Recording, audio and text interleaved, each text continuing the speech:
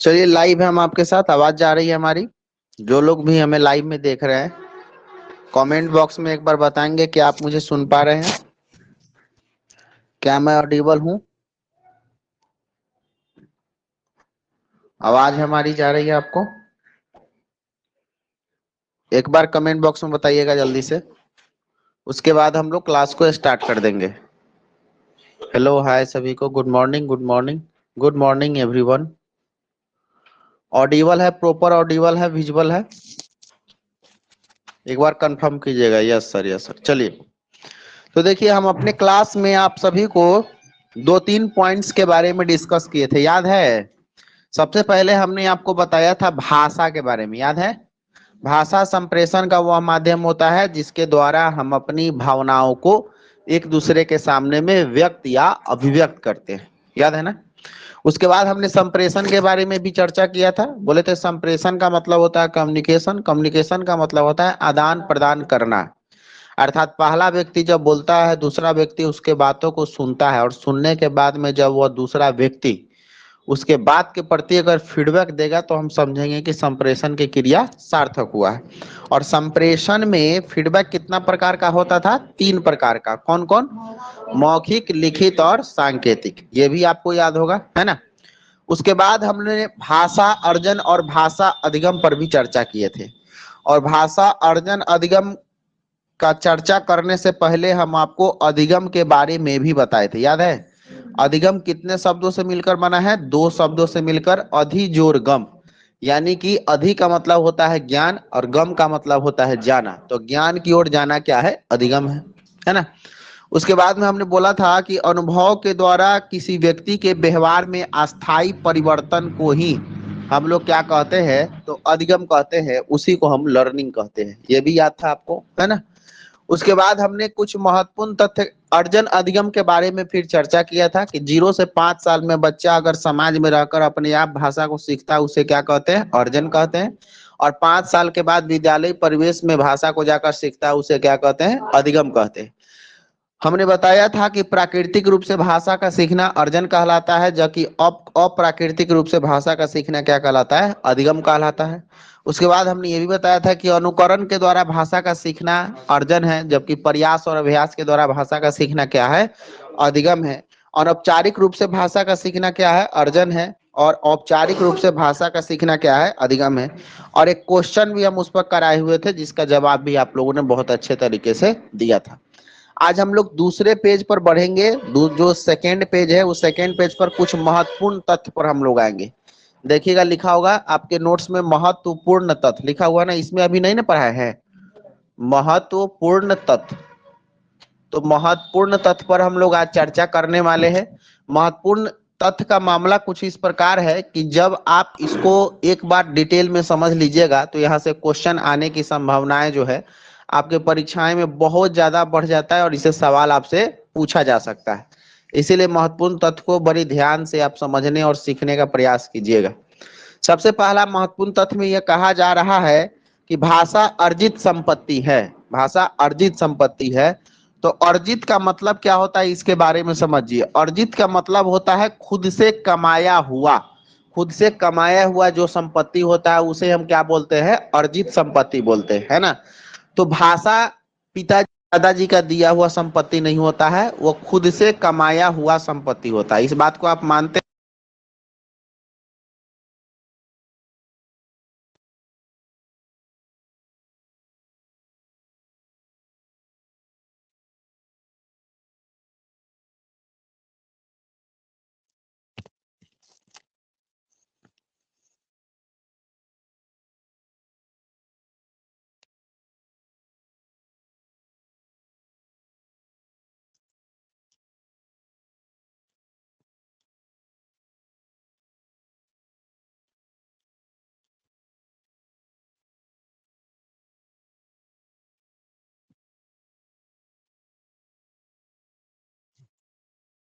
Message भी डाल दिए फिर भी।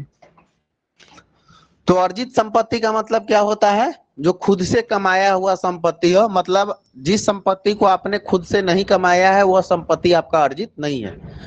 जैसे जमीन जायदाद होता है वो हमारे पिताजी दादाजी का दिया हुआ संपत्ति होता है, तो वो कौन सा संपत्ति, वो पैतृक संपत्ति कहलाता है। लेकिन भाषा को पैतृक संपत्ति हम नहीं कह सकते। भाषा एक अर्जित संपत्ति है, खुद से कमाया हुआ संपत्ति है। मान लीजिए कि आपके दादाजी बहुत बड़े कवि है, आपके पिताजी बहुत बड़े कहानीकार है, तो कोई जरूरी थोड़े है कि आप बिना पढ़े लिखे कवि कहानीकार बन जाइएगा। ऐसा तो नहीं है कि उनका वाला आप लिखवा लीजिएगा। जमीन जायदाद घर तो नहीं है कि हर रजिस्ट्री करवा लेंगे। अगर आपके पिताजी कवि है, आपके दादाजी कहानीकार है, तो आपको कवि और कहानीकार बनने के लिए उतना ही ज्यादा मेहनत करना पड़ेगा, है ना। हाँ, भले ये हो सकता है कि थोड़ा सा सपोर्ट मिल जाए, बेहतर कर पाइएगा और अच्छा, जो कम समय में, वो बात अलग हो गया। लेकिन इतना कंफर्म है कि आप बिना पढ़े कवि और कहानीकार बन नहीं सकते, क्योंकि भाषा को जब तक आप अर्जन नहीं करेंगे तब तक वो आपके पास आने वाला नहीं है। हमारी बात को आप समझ पाए? एक बार कमेंट में बताइए, क्लियर है आवाज?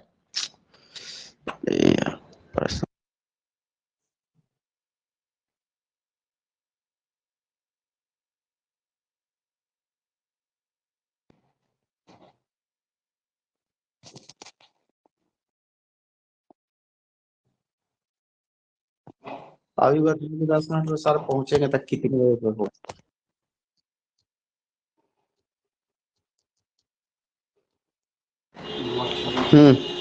ठीक है, तो भाषा कैसी संपत्ति हो गया, ये कंफर्म हो गया ना कि अर्जित संपत्ति है।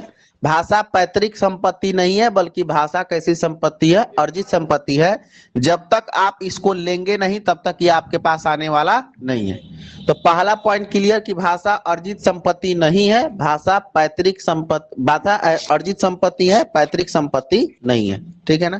पैतृक संपत्ति का मतलब क्या होता है, जो आपके पिताजी दादाजी या खानदानी जो संपत्ति होता है उसको हम लोग पैतृक संपत्ति बोलते हैं। देखिए 2 लाइन लिखा होगा आपके नोट्स में कि भाषा अर्जित संपत्ति है, पहला पॉइंट समझ में आ गया। दूसरा लिखा हुआ है कि भाषा पैतृक संपत्ति नहीं है, मतलब आपके पिताजी दादाजी का दिया हुआ संपत्ति नहीं है। 2 पॉइंट क्लियर। उसके बाद में कहता है कि प्रत्येक भाषा की अपनी भौगोलिक सीमा होती है, लिखा हुआ है ना। तो देखिए भाषा के बारे में ऐसे समझते चलिए कि प्रत्येक भाषा, जितना भी भाषा होता है, सबका अपना एक भौगोलिक सीमा होता है। भौगोलिक सीमा का मतलब ये हो कि भाषा को आप अनंत नहीं कह सकते थे। ऐसा नहीं है कि भाषा कहीं से स्टार्ट हुआ है और कहीं पर जाकर खत्म भी नहीं हुआ होगा, बिल्कुल ऐसा नहीं है। अगर भाषा कहीं से स्टार्ट हुआ है तो कहीं पर जाकर वो खत्म भी हुआ होगा। जैसे एबीसीडी को आप जानते हैं ना, तो एबीसीडी अगर ए से स्टार्ट हुआ है तो ये जेड पर जाकर खत्म हुआ होगा कि नहीं हुआ। अगर क ख ग घ स्टार्ट हुआ है क से, तो ये ज्ञ पर जाकर खत्म हुआ है कि नहीं हुआ है। तो आप कह रहे हैं क्या कि भाषा अनंत है? भाषा का कोई सीमा है कि नहीं है? है। भाषा का अपना एक सीमा होता है। अगर कहीं से भाषा स्टार्ट हुआ है तो कहीं पर जाकर उसका खत्म होना भी क्या है, तय है। इस कॉन्सेप्ट के हिसाब से हम कह सकते हैं कि भाषा का अपना एक भौगोलिक सीमा होता है।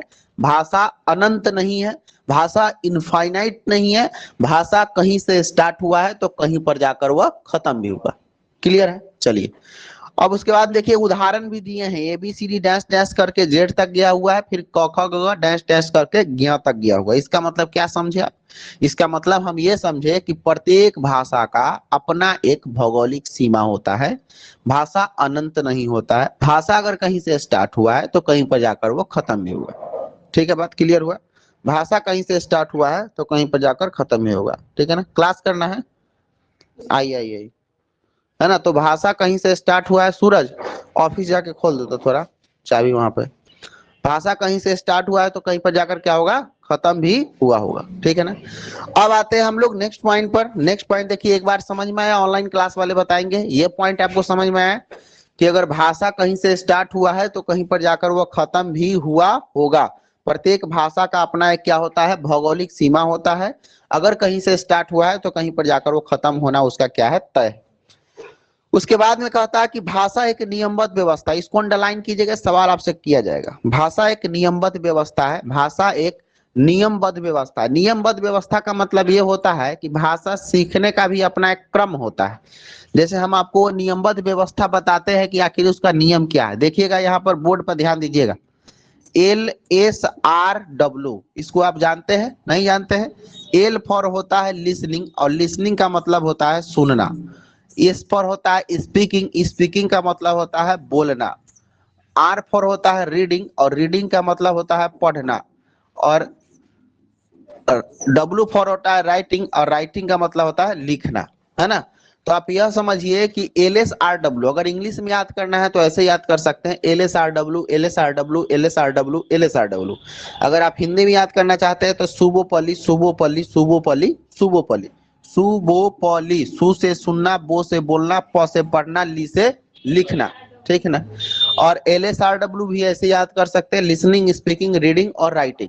देखिए लिसनिंग स्पीकिंग रीडिंग और राइटिंग में चारों में कैसा संबंध होता है, तो एक इंटर रिलेशनशिप होता है, एक अंतर संबंध होता है चारों में एक इंटर रिलेशनशिप कुछ इस प्रकार का होता है कि लिसनिंग स्पीकिंग रीडिंग और राइटिंग चारों एक दूसरे से क्या होते हैं, कनेक्ट होते हैं।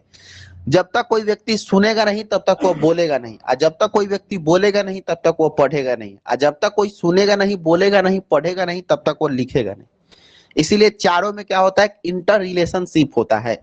सपोज दैट कि राम नाम का एक लड़का यहाँ पर बैठा हुआ है, हमने उसको बोला कि राम एक गिलास पानी लेकर के आओ, तो राम एक गिलास पानी लेकर के आओ, तो राम ने कहा कि ठीक है सर लेकर आते हैं। तो हम बोले हैं तब तो राम सुना है। ऐसे भी हो सकता है राम सुना है तभी तो बोला है, समझ में आ रहा है ना। तो दोनों में से किसी को भी आप कमजोर नहीं मान सकते। अगर कोई सुन रहा है तभी बोल रहा है, अगर कोई बोल रहा है तभी तो सुन रहा है। हम बोले हैं तभी ना राम सुना, और राम सुना तभी ना बोला। इसका मतलब क्या हुआ, लिसनिंग और स्पीकिंग दोनों एक दूसरे से कनेक्ट है कि नहीं है, बोले ना। जैसे मान लीजिए कि हम बोले बिहार की राजधानी पटना है ना, तो आप बोले यस सर। तो आप सीधा सोचिए, हम बोले तब आप सुने, आप सुने तब ना बोले। इसका मतलब लिसनिंग और स्पीकिंग दोनों एक दूसरे से जुड़ा हुआ है। अब हम स्पीकिंग और रीडिंग का चर्चा करते हैं, मतलब सुनना और बोलना और पढ़ने के बाद। तो भाई हम बोलेंगे तो पढ़ेंगे, हम अगर बोल रहे हैं तो पढ़ रहे हैं, हम पढ़ रहे हैं तो बोल रहे हैं, समझ में आ रहा है। ये चारों एक दूसरे से क्या होता है, कनेक्ट होता है। और जब कोई सुनेगा, बोलेगा, पढ़ेगा तो अभी वो लिख पाएगा, है ना। तो ये कौशल का अंतिम चरण होता है हमारा राइटिंग स्किल, है ना। 4 गो कौशल होता है भाषा में, listening skill, speaking skill, reading skill, writing skill. तो चारों में सबसे अंतिम कौशल जो होता है उसको क्या बोलते हैं हम लोग, राइटिंग स्किल बोलते हैं। लेकिन फिलहाल तुमको इतना बात याद रखना है कि चारों एक दूसरे से कनेक्ट होते हैं, चारों में एक अंतर संबंध होता है, लिसनिंग स्पीकिंग रीडिंग और राइटिंग। इसीलिए भाषा का नियमबद्ध व्यवस्था में इस तरह से इसको सजाया गया है, जिसको हम लोग LSRW के नाम से जानते हैं, या फिर हिंदी में इसको सुबोपली के नाम से हम जानते हैं। इसको क्रम सजाने के लिए आपके परीक्षा में आएगा, कहेगा भाषा एक नियमबद्ध व्यवस्था है, निम्नलिखित में से कौन सा क्रम भाषा के नियमबद्ध व्यवस्था के बारे में सही नहीं है या सही है, या सही है। तो ऑप्शन नंबर 1 दे देगा आपको WRSL, ऑप्शन नंबर 2 देगा LSRW, ऑप्शन नंबर 3 दे देगा SRLWWL, फिर ऑप्शन नंबर 4 दे देगा RSWL। समझ में आ रहा है। क्रम सजाने के लिए आपको कहा जाएगा, तो कौन सा क्रम सही है, LSRW वाला क्रम सही है। हम इंग्लिश में लिखे हैं, इसको हिंदी में भी वो लिख सकता है, सुनना कौमा बोलना कौमा पढ़ना कौमा लिखना, चारों ऑप्शन को हिंदी में भी बना सकता है। लेकिन आपको याद रखना है कि निश्चित क्रम हमारा कौन सा है, सुनना बोलना पढ़ना लिखना, listening speaking reading writing, LSRW सुबोपली। क्लियर है। चलिए, तो ये हो गया, भाषा एक नियमबद्ध व्यवस्था है और इसी नियम के थ्रू बच्चों में भाषा का विकास होता है, ठीक है ना। अब उसके बाद में आते हैं, नेक्स्ट पॉइंट कर रहा है कि भाषा एक सामाजिक वस्तु है। अच्छा, भाषा एक सामाजिक वस्तु कैसे है भाई, तो सामाजिक वस्तु भाषा इसलिए है क्योंकि जिस समाज में बच्चा को आप रखिएगा उसी के अनुरूप उसमें भाषा का विकास हो जाता है, इसीलिए हम भाषा को सामाजिक वस्तु कहते हैं। अब समझने का थोड़ा सा प्रयास कीजिएगा कि सामाजिक वस्तु कैसे है, सामाजिक वस्तु कैसे है। तो देखिए, सामाजिक वस्तु का मतलब ये होता है, सामाजिक वस्तु का मतलब ये होता है कि हमको कुछ एक्स्ट्रा उसको देने की जरूरत नहीं है। आप ऐसा सोशलाइजेशन में उसको रख दीजिए, ऐसा इन्वायरमेंट में उसको रख दीजिए, ऐसा वातावरण में उसको रख दीजिए कि अपने आप बच्चे उस भाषा को सीख सके। जैसे सपोज दैट एक एग्जांपल मैं आपको देना चाह रहा हूं, कोई इंग्लैंड के व्यक्ति को, इंग्लैंड मतलब ब्रिटेन के व्यक्ति को, वो पूरा इंग्लिश बोलता है ना, अगर उसको हिंदी सिखाना हो तो ज्यादा मेहनत नहीं करना है, बिहार के एक ठेठ गांव में ले जाकर उसको 3 महीने के लिए रख दीजिए, पूरा इंग्लिश गायब हो जाएगा, भोजपुरी चालू हो जाएगा उसका। क्यों ऐसा हो रहा है भाई, क्यों ऐसा हो रहा है, क्योंकि जिस सामाजिक परिवेश में वो अभी रह रहा है वो भोजपुरी समाज का परिवेश है और वहाँ का वातावरण कैसा है, भोजपुरी भाषा वाला है। तो जैसा वातावरण मिलेगा उसी के अनुरूप वो व्यक्ति ढलेगा कि नहीं ढलेगा। हम लोग एक देहात में कहावत जानते हैं ना कि जैसा देश वैसा भेष। तो भाई भाषा में भी सेम कंडीशन होता है, जिस तरह का भाषा के स्वरूप का वातावरण बच्चा को मिलेगा उसी के अनुरूप बच्चों में भाषा का विकास भी हो जाता है। जैसे अगर किसी बच्चा को मैथिली सिखाना है तो मैथिली वाला परिवेश में ले जाकर रख दीजिए। बंगाली सिखाना है पश्चिम बंगाल में ले जाकर के एक बिहारी को 3 महीना के लिए रख दीजिए, पूरा बंगाली सीख लेगा वो, है कि नहीं है। अगर किसी बिहारी को इंग्लिश सिखाना है तो 3 महीना 4 महीना 6 महीना ब्रिटेन में ले जाकर रख दीजिए, अपने आप इंग्लिश बोलना वो चालू कर देगा। ऐसा क्यों हो रहा है, कभी सोचा आपने? ऐसा क्यों हो रहा है? ऐसा इसलिए हो रहा है कि जैसा सामाजिक परिवेश बच्चा को मिलता है उसी के अनुरूप उसमें भाषा का विकास भी होने लगता है। इसमें कोई संदेह नहीं है कि बच्चा जिस भी परिवेश में रह रहा है उस परिवेश में कौन सा भाषा बोला जा रहा है उस भाषा को ही वह बच्चा क्या करता है, एक्सेप्ट करता है। बोलो क्लियर। इसीलिए भाषा एक सामाजिक वस्तु है। जैसा भाषा बच्चा को सिखाना है उसी भाषा के सामाजिक परिवेश में बच्चा को ले जाकर रख दीजिए, अपने आप उस भाषा का विकास बच्चों में हो जाएगा। इस कॉन्सेप्ट के हिसाब से हम यह पॉइंट क्लियर कर सकते हैं कि भाषा एक सामाजिक वस्तु है। देखिए एग्जाम्पल दिए हम उसमें कि समाज के अनुसार बच्चों में भाषा का अर्जन होता है। जैसे भोजपुरी, बंगाली, मैथिली, कोई भी भाषा अगर बच्चा को सिखाना है तो आपको क्या करना होगा, उसी सामाजिक परिवेश में बच्चा को ले जाकर रख दीजिएगा, अपने आप उस भाषा का विकास क्या हो जाएगा, बच्चा में हो जाएगा। अपने आप उस भाषा का विकास बच्चों में हो जाएगा। ठीक है, नेक्स्ट पॉइंट पर आइएगा। कहता है कि भाषा का विकास अनुकरण के माध्यम से होता है। और हम आपको अनुकरण शब्द के बारे में समझाएं, याद है? बताइए क्या होता है अनुकरण का मतलब, क्या होता है? हाँ, अनुकरण का मतलब होता है कॉपी करना। कॉपी करना है। ध्यान रखना बाबू ये कॉन्सेप्ट, 90% बच्चों में भाषा का विकास किसके द्वारा होता है? अनुकरण के माध्यम से होता है, कॉपी करने के माध्यम से ही होता है। मतलब छोटे बच्चे, जो नन्हे बच्चे होते हैं ना, जो बाल अवस्था में रहते हैं, तो बाल अवस्था वाला बच्चे का एक नेचर होता है कि आप समझिए कि सबसे ज्यादा उसमें भाषा का विकास किसके द्वारा होता है? तो अनुकरण के द्वारा होता है, यानी कि कॉपी करने के माध्यम से ही होता है। इसीलिए छोटा बच्चा जब घर में रहता है तो ऐसा कहा जाता है कि अशब्द भाषा या अभद्र भाषा का इस्तेमाल नहीं करो, क्योंकि बच्चे उसको सीख लेंगे। ऐसा आप लोग कहते हैं ना घर में। क्यों कहते हैं? क्योंकि 6 से 12 साल में बच्चा अगर रहता है बाल अवस्था में या फिर उत्तर शैशवावस्था में जब वो रहता है तो सबसे ज्यादा उसमें कॉपी करने की क्षमता होती है ना। किसी बात को सुनकर वो बहुत जल्दी चीजों को सीख लेता है। इसीलिए आप यह बात मानकर चलिए कि अनुकरण का मतलब कॉपी या नकल करना होता है। बच्चों में 90% भाषा का विकास किसके द्वारा होता है? अनुकरण के माध्यम से ही होता है। इस बात को ध्यान रखिएगा, है ना, नकल करने के माध्यम से ही होता है। इसीलिए नकल करने वाला माध्यम बच्चों के लिए बहुत ज्यादा फेमस है, या भाषा सीखने के लिए भी बहुत ज्यादा फेमस है।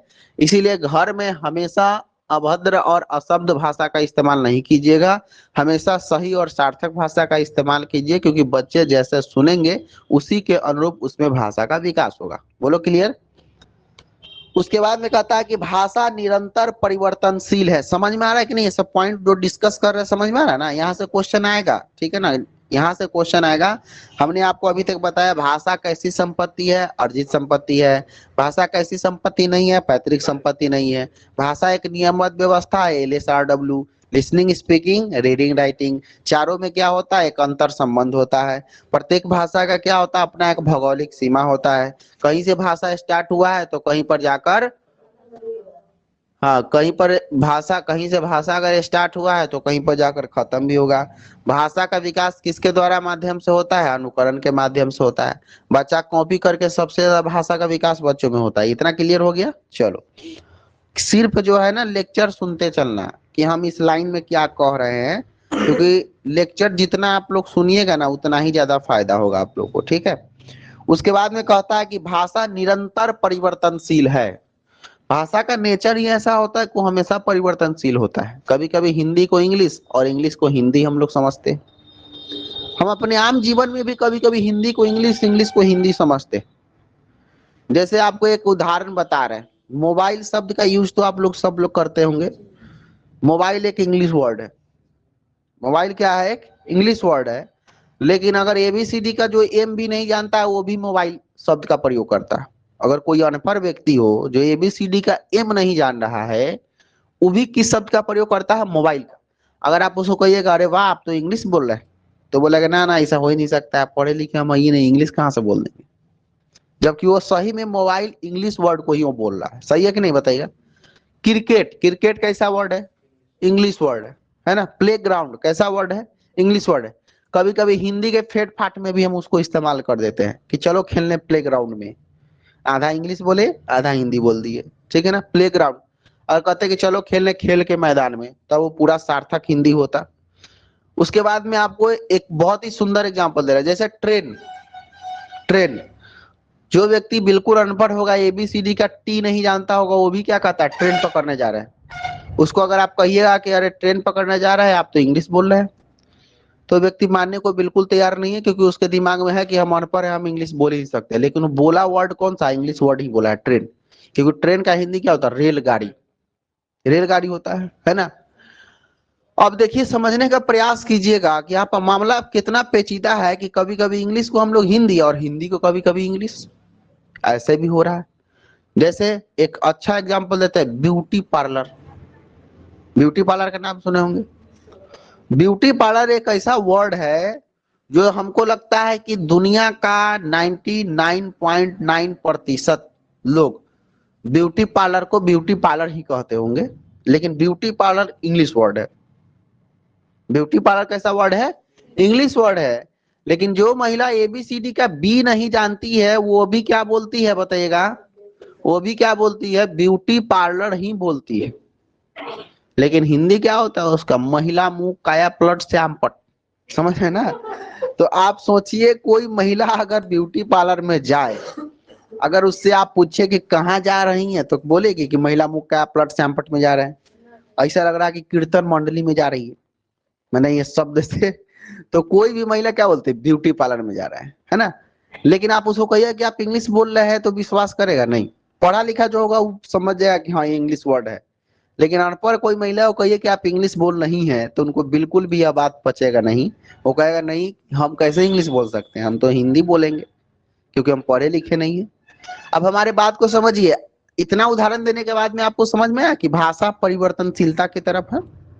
भाषा चेंजेबल है, भाषा परिवर्तित होते जा रहा है। कभी कभी हिंदी को हम लोग इंग्लिश समझ रहे हैं, कभी कभी इंग्लिश को हम लोग हिंदी समझ रहे हैं। यानी कि परिवर्तनशीलता की तरफ हमारा भाषा क्या है? अग्रसर है। बोलो क्लियर। चलिए, उसके बाद में अब नेक्स्ट पॉइंट पर हम लोग बात करते हैं। भाषा परिवर्तनशीलता के बाद में भाषा संप्रेषण का सर्वप्रथम माध्यम है, ठीक है ना। नेक्स्ट पेज पर आइएगा। संप्रेषण का माध्यम, ये तो हमको लगता है कि फर्स्ट पेज के फर्स्ट पॉइंट में आपको बताए थे कि भाषा, बिना भाषा के संप्रेषण हो सकता है क्या? बिना भाषा का संप्रेषण हो सकता है? बिना भाषा का संप्रेषण कभी नहीं होगा। इसीलिए इस चीज का ध्यान रखिएगा, इसीलिए इस चीज के लिए ध्यान रखिएगा।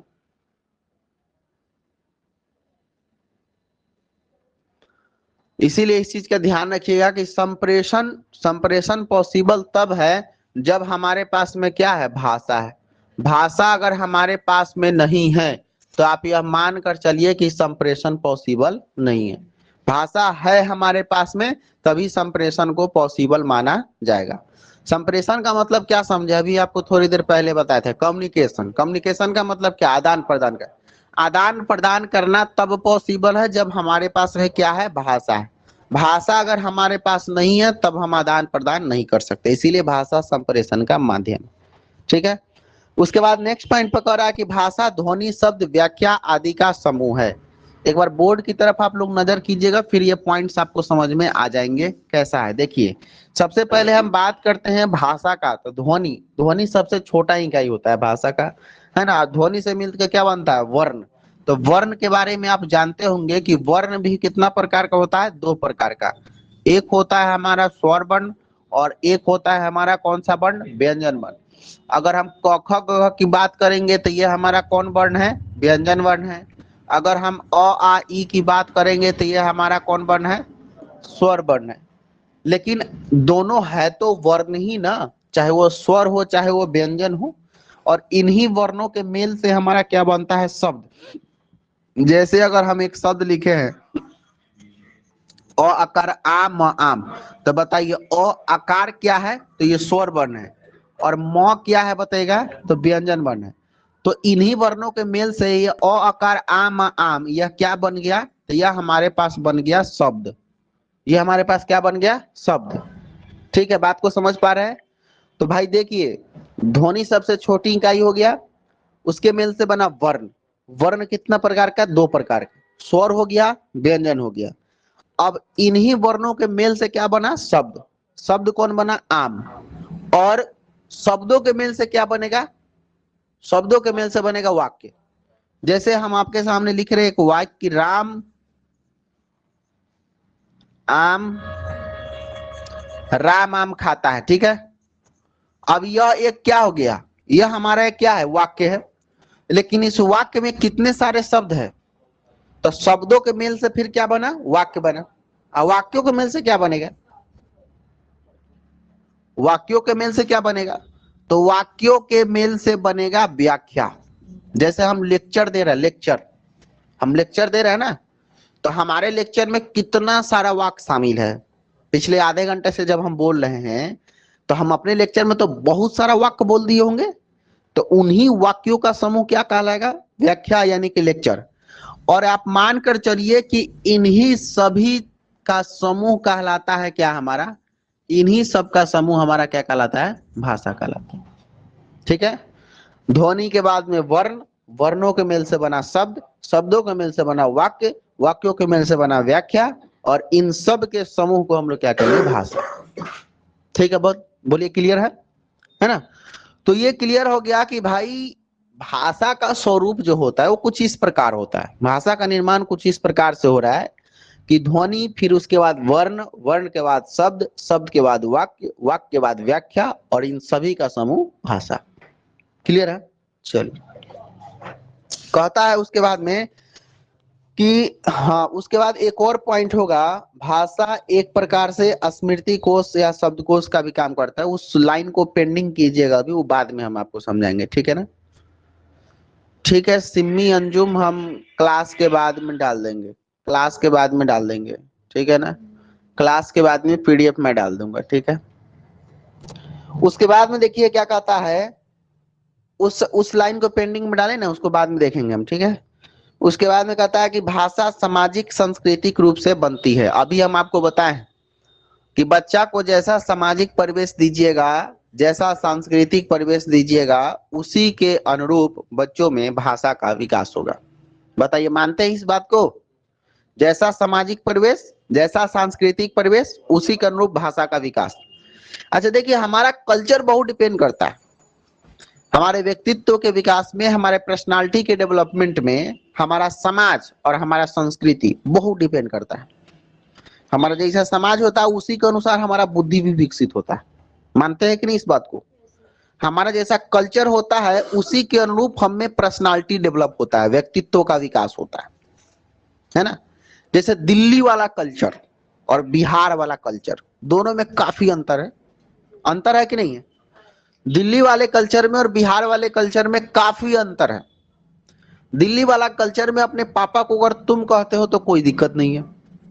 पापा तुम कहाँ जा रहे हो, पापा को भी नो प्रॉब्लम, और बेटा को भी कोई प्रॉब्लम नहीं। मम्मी तुम कहाँ जा रही है, कोई दिक्कत नहीं है। कल्चर है वहां का तुम ताम करना। लेकिन अपने बिहार में अगर पापा को कह दीजिएगा तुम कहाँ जा रहे हो पापा, तो बुखार छोड़ा देंगे उसके बाद। समझ में आ रहा ना? उनको ये लगा कि यही पढ़ाई करता है, तुम बोलने का ढंग नहीं है तुमको। समझ रहे ना? मम्मी को कह दीजिए कि तुम कहाँ जा रही है, मम्मी भी बुरा मान सकती है। ठीक है ना? आइए, तो आप इस बात को मान रहे हैं कि नहीं कि हमारा संस्कृति हमारे ऊपर कितना प्रभाव डाल रहा है? वहां का कल्चर ऐसा था कि लोग वहां पर कुछ नहीं बोला, लेकिन हमारे यहाँ का कल्चर ऐसा है कि लोग बहुत कुछ बोल सकते हैं हमको। तो आप मेन बात यह मानकर चलिए कि जैसा संस्कृति होता है हमारा, उसी के अनुरूप हम में भाषा का विकास होता है। जैसे देख लो, सिंपल सी बात है कि अगर दिल्ली में तुम कह रहे हो अपने से बड़े को तो कोई प्रॉब्लम नहीं है, लेकिन बिहार में अगर अपने से बड़े को अगर तुम कह रहे हो तो बहुत प्रॉब्लम है। झगड़ा भी हो सकता है, मारपीट भी हो सकता है, क्योंकि बात सेल्फ रिस्पेक्ट का है कि नहीं है? कि तुम कैसे कह दिया हमको, मजाक थोड़े है भाई। बोलने का तमीज नहीं है तुमको, ढंग नहीं है, लहजा नहीं है, तहजीब नहीं है, पता नहीं क्या क्या खोजने लगते हैं हम लोग। तो हमारे किसका प्रभाव है? आखिर हम वो खोजना क्यों चालू कर देते हैं? दिल्ली में क्यों नहीं लोग खोजता? क्योंकि वहां का संस्कृति ही वैसा है, हमारे यहाँ का संस्कृति वैसा नहीं है। तो कल्चर बहुत डिपेंड करता है आपके विकास का। आपका विकास किस तरह से हो उसके ऊपर कल्चर का बहुत ज्यादा डिपेंडेशन होता है। आपका जैसा संस्कृति होगा उसी के अनुसार आप में पर्सनालिटी का डेवलपमेंट होगा, उसी के अनुसार आप में व्यक्तित्व का विकास होगा। जैसा समाज होगा उसी के अनुरूप आप में पर्सनालिटी डेवलप होगा। इसीलिए जमीन खरीदने से पहले, नए घर बनाने से पहले हम लोग यह सोचते हैं कि अगल बगल में किस तरह के लोग हैं। देखते हैं ना कि अगल बगल में कैसे कैसे लोग यहाँ पर हैं। इसके पीछे सबसे बड़ा रीजन क्या है? हम लोग अग्रिम भविष्य को भी देखते हैं कि हमारे बच्चे का परवरिश कहीं खराब ना हो जाए। क्या कि भैया बच्चा तो जिस समाज में रहेगा उसी के अनुरूप भाषा को सीखेगा, है ना? अगर गंदा समाज में आप जा करके बस गए हैं तो ठीक है, आप ना समझदार हैं, लेकिन बच्चे तो आपके समझदार नहीं रहेंगे ना। बच्चे तो बच्चे होते हैं, उसको तो जैसा समाज मिलेगा उसी के अनुरूप उसमें भाषा का विकास हो जाएगा, उसी के अनुरूप उसमें पर्सनालिटी का डेवलपमेंट होगा, उसी के अनुरूप उसमें व्यक्तित्व का विकास होगा। देखिए, संस्कृति को अगर हम देखें तो कई नजरिए से हम संस्कृति को देख सकते हैं। संस्कृति में केवल हमारा भाषा शामिल नहीं है, संस्कृति में हमारा पहनावा ओढ़ावा भी शामिल होता है, संस्कृति में हमारा शिष्टाचार भी शामिल होता है, संस्कृति में हमारा अनुशासन भी शामिल होता है, डिसिप्लिन जिसको हम लोग कहते हैं। संस्कृति एक भाग का नहीं है, संस्कृति से हमारे व्यक्तित्व के विकास में बहुत सारे पक्ष जुड़े हुए हैं। जैसे जैसे देख लीजिए, पहनावा ओढ़ावा की बात कर लेते हैं तो दिल्ली मुंबई में अगर पापा के सामने में, मम्मी के सामने में कोई लड़का या लड़की वेस्टर्न ड्रेस पहने, वेस्टर्न का मतलब समझते ना, पश्चात सभ्यता वाला ड्रेस, है ना? तो वेस्टर्न ड्रेस जब पहनेगा तो न मम्मी को दिक्कत है, न पापा को दिक्कत है, न बेटा को दिक्कत है, न बेटी को दिक्कत है, किसी को दिक्कत है नहीं। क्यों? क्योंकि वहां का कल्चर वैसा है। लेकिन बिहार में अगर एक ठेठ देहाती गांव में एक लड़की अगर वेस्टर्न ड्रेस पहन ले और लड़का अगर वेस्टर्न ड्रेस पहन ले तो पापा जी मार के बुखार छोड़ा देंगे, बोलेंगे पैसा बर्बाद कर दिया, फटा हुआ जींस खरीद लिया है। समझ में आ रहा ना? लेकिन देखिए, संस्कृति ऐसा कि वहां पर लोग फटा हुआ जींस 5,000 का भी खरीद लेता है, डेनिम का ब्रांडेड जींस रहता है लेकिन फटा हुआ है। उसको यहाँ पर ला करके अगर 5,000 में कोई कहे कि हम खरीदे हुए हैं गांव में, तो पापा जी बुखार छोड़ा देंगे, जब 5,000 में खरीदा ये फाटल खरीद लिया। समझ में है ना? तो किसके ऊपर डिपेंड कर रहा है ये? संस्कृति, कल्चर। वहां का कल्चर वैसा है, हमारे यहाँ का कल्चर वैसा नहीं है। यहाँ पर बेटियां गांव में वेस्टर्न ड्रेस को नहीं पहन सकती। अब बहुत लोग इस पर ज्ञान देना चालू कर देंगे, बहुत लोग ये कहेंगे नहीं सर हम स्वतंत्र है, हम क्यों नहीं पहन सकते। बहुत लोग इस पर भी विचार देना चालू करते हैं। बहुत लोग ये कहते हैं कि नहीं, हम कब तक आखिर बंद कर रहेंगे, हम भी स्वतंत्र है, हम भी उड़ना चाहते हैं, हम भी तैरना चाहते हैं, लेकिन रिस्ट्रिक्शन हमारे साथ ही क्यों? ऐसा होता है ना। अब लड़की जब पढ़ लिख ले रही है तो ये सब बात पर चर्चा कर रही है कि रिस्ट्रिक्शन हमारे साथ ही क्यों। लेकिन भाई जैसा कल्चर रहेगा जहां का उसी के अनुरूप ना आप ढलिएगा। गांव का कल्चर अलग होता है, शहर का कल्चर अलग होता है। आप शहर में आकर के उस कल्चर में ढल जाइए, कोई दिक्कत नहीं है। लेकिन गांव में जो कल्चर है उस कल्चर में आप सोचिए कि अकेला हम अपने कल्चर को परिवर्तित करके रखे तब दिक्कत है भाई। क्योंकि सबका अपना अपना क्या होता है, संस्कृति होता है, सबका अपना अपना कल्चर होता है। इसका मतलब क्या समझे, जो विदेश में काम करने वाले लोग हैं, जो अमेरिका में काम कर रहा है, वो तो वहां पर केवल इंग्लिश बोलता है ना। तो क्या बिहार के किसी गांव में होली के छुट्टी में आया तो इंग्लिश बोलेगा? हिंदी बोलेगा भाई, भोजपुरी बोलेगा। क्यों? क्योंकि यहाँ का कल्चर वैसा है। समझ में आ रहा है ना? तो जैसा देश वैसा भेष, और व्यक्ति का नेचर भी ऐसा ही होना चाहिए। हमारा पर्सनालिटी सिचुएशन के अनुसार में बदल जाना चाहिए, हमारा पर्सनालिटी भाषा के अनुसार में बदल जाना चाहिए, संस्कृति के अनुसार बदल जाना चाहिए। ठीक है बात, बोलिए क्लियर। तो भाषा सामाजिक और सांस्कृतिक रूप से बनता है, मतलब फाइनली आप इतना लेक्चर देने के बाद आपको यह समझ में आ गया होगा कि जैसा समाज होगा, जैसा कल्चर होगा, जैसा समाज और संस्कृति होगा, उसी के अनुरूप बच्चों में क्या होगा, भाषा का विकास होगा। बोलो क्लियर। चलिए, उसके बाद में कहता है संयुक्त परिवार में बच्चों का भाषा विकास अच्छा होता है। इसको अंडरलाइन कीजिएगा, सवाल यहां से टैग करेगा। संयुक्त परिवार में बच्चों का भाषा विकास अच्छा होता है। संयुक्त परिवार में बच्चों का भाषा विकास अच्छा होता है। संयुक्त परिवार का मतलब आप क्या समझे, ज्वाइंट फैमिली, है ना। देखिए, एक होता है हमारा एकल परिवार। कौन परिवार, एकल परिवार, जिसमें मम्मी है, पापा है और उनके 2 बच्चे होते हैं, ठीक है ना। और एक होता है हमारा संयुक्त परिवार, ज्वाइंट फैमिली, जिसको हम लोग कहते हैं। मम्मी है, पापा है और इनके 2 नन्हे मुन्ने बच्चे हैं, अंकल है, आंटी है, इनके भी 2 बच्चे हैं, और एक्स्ट्रा में कौन है, हाँ सही बोले, आजकल लोग एक्स्ट्रा ही समझ रहा है, दादा दादी को एक्सटर्नल लोग समझ रहा है। तो दादा दादी भी है। यह परिवार हमारा कौन परिवार हो गया, संयुक्त परिवार हो गया, इसको बोलेंगे ज्वाइंट फैमिली। और यह परिवार हमारा कौन परिवार हो गया, एकल परिवार, ठीक है ना।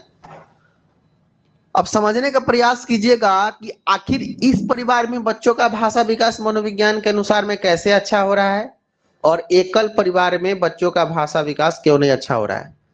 एक लड़की लिख रही है ऑनलाइन क्लास में कि सर साउंड नहीं आ रहा है। क्या आप सभी को साउंड नहीं जा रहा है। रश्मि कुमारी कह रही है सर साउंड नहीं आ रहा है। साउंड तो जाना चाहिए, एक बार कमेंट करके बताइएगा। क्या आप सभी को सुनाई नहीं दे रहा है क्या, क्या केवल रश्मि को आ रहा है सर, आ रहा है सर, आ रहा है सर। अरे कमेंट तो आने लगा, आ रहा है। रश्मि एक बार आप लेफ्ट होकर के क्लास से लीव होकर के फिर से ज्वाइन कर लो, हो जाएगा, रिफ्रेश कर लो। आ रहा है, सब लोग का कमेंट आ रहा है, आ रहा है। चलिए, तो ये क्या हो गया ना, एकल परिवार, और एक हो गया हमारा कौन सा, संयुक्त परिवार। तो एकल परिवार में बच्चों का भाषा विकास क्यों नहीं अच्छा होता, संयुक्त परिवार में बच्चों का भाषा विकास क्यों अच्छा होता, इसके पीछे के रीजन को हम जानेंगे, है ना। जैसे देख लीजिए, मम्मी पापा अगर हैं तो बच्चा अगर 6 से 12 साल की अवस्था में रहेगा, 5 से 10 साल की अवस्था में रहेगा, तो 5 से 10 साल की अवस्था या 6 से 12 साल की अवस्था को हम लोग बाल अवस्था का काल कहते हैं। कौन अवस्था, बाल अवस्था। और बाल अवस्था के काल को मनोविज्ञान में कहा गया है प्रश्न काल का समय। किस काल का समय, प्रश्न काल का। मनोविज्ञान यह मानता है कि बच्चा अगर 5 से 10 साल की उम्र में रहेगा ना, तो सबसे ज्यादा वह सवाल करता है, हर एक पॉइंट पर सवाल। पापा ये क्या है, रेलगाड़ी है, कैसे चलता है, डीजल से, डीजल कहां से आता है, समझ में आ रहा है ना। अगर बाइक चलते हुए देख लिया तो बोलेगा ये क्या है, तो बोलेगा स्कूटर है। स्कूटर कैसे चलता है, कौन बनाया इसको, चक्का कैसे बन गया इसका, ये कैसे चल रहा है, पेट्रोल इसमें कहां से आता है, बोलिएगा पेट्रोल पंप से। पेट्रोल पंप में पेट्रोल कहां से आता है, समझ में आ रहा है ना। तो हमारे कहने का मतलब ये हो गया कि आपका जो जवाब होगा वही उसका प्रश्न बन जाएगा। वो अवस्था कौन सा है, प्रश्न काल का। कभी कभी इरिटेट होकर के हम लोग कहते हैं कि चुपचाप चलो, एक शब्द नहीं बोलना है अब, है ना। लेकिन सवाल ये है कि प्रश्न काल का समय है, मनोविज्ञान कह रहा है कि आप उसको मना नहीं कर सकते, वो तो सवाल करेगा ही करेगा। और सवाल करेगा ही करेगा, तो आप जवाब कितना दीजिएगा भाई, है ना। लेकिन मनोविज्ञान एक तरफ करा कि नहीं, आपको जवाब देना पड़ेगा। जवाब इसलिए देना पड़ेगा क्योंकि जब तक आप जवाब नहीं दीजिएगा तब तक बच्चों में भाषा का विकास नहीं होगा। लेकिन एकल परिवार में सदस्यों की संख्या ही नहीं है। अगर मान लो कि मम्मी जो है, पापा जो है, वो 9 बजे से 4 बजे तक ऑफिस में ड्यूटी में रहते हैं, 9 से 4 अगर मम्मी भी ऑफिस में ड्यूटी में रहती है, तो बच गया कौन, यही दोनों। मान लीजिए 4 बजे के बाद भी ये दोनों लोग आ ही रहे हैं, तो ऐसे भी प्रेशराइजेशन आजकल बहुत चल रहा है। आदमी हमेशा मेंटली डिस्टर्ब रहता है, ऑफिस वर्क के चक्कर में, काम के चक्कर में, पैसा के चक्कर में। ये बच्चा जा करके बात करना मम्मी पापा दोनों से चाहा, मम्मी के पास गया कि मम्मी ये कैसे होता है, तो बोले मम्मी की ज्यादा दिमाग नहीं लगा, जाके होमवर्क बनाओ, अभी अभी आए। ऐसा ही दिमाग खराब है। पापा के पास में गया बात करने के लिए, पापा भी ऐसा ही बोल दी, तो भैया जाए कहाँ वो, दो आदमी ही है ना घर में, वो जाए कहाँ। मतलब हम कह सकते हैं कि एकल परिवार में बच्चों को भाषा बोलने का मौका ही नहीं मिलता, या फिर प्रश्न पूछने का मौका नहीं मिलता, या फिर बातचीत करने का मौका नहीं मिलता, या फिर हम कहें तो बातचीत करने का अवसर ही नहीं मिलता। मनोविज्ञान कहता है कि जब तक उसको अवसर नहीं मिलेगा तब तक उसमें भाषा का विकास ही नहीं होगा। लेकिन संयुक्त परिवार में कैसे अवसर मिल जाता है? मान लो कि मम्मी पापा दोनों ऑफिस वाले हैं, सपोज दैट अंकल आंटी भी नौकरी में, चलो मान लेते हैं, है ना, लेकिन कम से कम ये चारों आपस में तो इंटरेक्शन कर सकते हैं। चार बच्चा है तो चारों आपस में तो इंटरेक्शन करता है, कोई ना कोई इसमें छोटा बड़ा जरूर होगा। और छोटा बड़ा जब होगा तो स्वाभाविक सी बात है, जो बड़ा होगा वो छोटे को बताएगा, और जो छोटा होगा उसे अपने छोटे को बताएगा, सहायता मिलेगा थोड़ा, तो इंटरेक्शन चारों में होगा। और इस चारों के समस्या को दूर करने के लिए जिसको आप एक्स्ट्रा कह रहे थे, वो आदमी है कौन? दादा दादी। पोता पोती सबसे ज्यादा सवाल अगर किसी से करता है तो वो दादा और दादी से, ध्यान रखिएगा, सबसे ज्यादा सवाल अगर किसी से करता है तो दादा दादी से। और सबसे ज्यादा पोता पोती का अगर कोई जवाब देने वाला व्यक्ति अगर इस धरती पर है तो कौन है? दादा और दादी। 1000 सवाल बच्चा करेगा लेकिन दादा थकते नहीं। 1000 सवाल अगर बच्चा करेगा लेकिन दादी थकती नहीं है, आराम से जवाब देती है। आप देखिए एक पोता और दादा का रिलेशन कितना तगड़ा होता है। पार्क में ले जाते हैं दादाजी घुमाने के लिए, शाम को कहते हैं चलो पार्क में लेके चलते हैं, उंगली पकड़े हुआ है अपने दादा का और चल रहा है, रोड पर जितना चीज देख रहा है सब के बारे में सवाल कर रहे हैं। दादाजी ये क्या है? बोले ये आम है, इसको मैंगो कहते हैं। लेकिन 1000 सवाल करने के बाद भी वो व्यक्ति इरिटेट नहीं होता है, लेकिन हम आप बड़ी जल्दी इरिटेट हो जाएंगे। कारण क्या है पता है? हमारे और आपके ऊपर काम का प्रेशराइजेशन है, क्योंकि हम लोग अभी जीवन को जी रहे हैं लेकिन उन्होंने जीवन को जी लिया है। वो रिटायर्ड है, लड़का भी बेरोजगार है, दादाजी भी बेरोजगार है, दोनों का संगत ठीक हो जाता है ना। तो आप यह मानकर चलिए कि जिस घर में अगर दादा दादी है तो आप समझ लीजिए कि आपके बच्चे बड़ी सौभाग्यशाली हैं, है ना। लेकिन आज भौतिक जमाना में लोग इसको छांट कर चला जा रहा है। भौतिक जमाना में लोग ऐसा सोच रहा है कि नहीं वहां पर नहीं रहेंगे, भले 2 BHK फ्लैट में रह लेंगे लेकिन यहाँ पर कोई नहीं रहना चाहिए, हम और हमारे पति देव के अलावा हमारे बच्चे रहेंगे, बाकी कोई नहीं रहेगा यहाँ पर। ऐसा ही ना हो रहा है, भौतिकवादी जमाने की हम बात कर रहे हैं। लेकिन एक बात जान लीजिए कि आप अपने सुख सुविधाओं के लिए तो ऐसा करते हैं, लेकिन आपका बच्चा का परवरिश खराब हो जाता है, सामाजिक विकास उसमें नहीं होगा, आपका बच्चा किताबी कीड़ा बन जाएगा। किताबी कीड़ा बनने का मतलब क्या समझिए आप? बच्चा आपका नौकरी कर लेगा, अच्छा पैकेज कमा सकता है वो, लेकिन उसमें संस्कार, नैतिकता, सामाजिकता ये सब खत्म हो जाएगा। सोशलाइजेशन बिल्कुल डेवलप नहीं पाता है। वही बच्चा है जो बाद में चलकर आपको वृद्धाश्रम में भर्ती करेगा।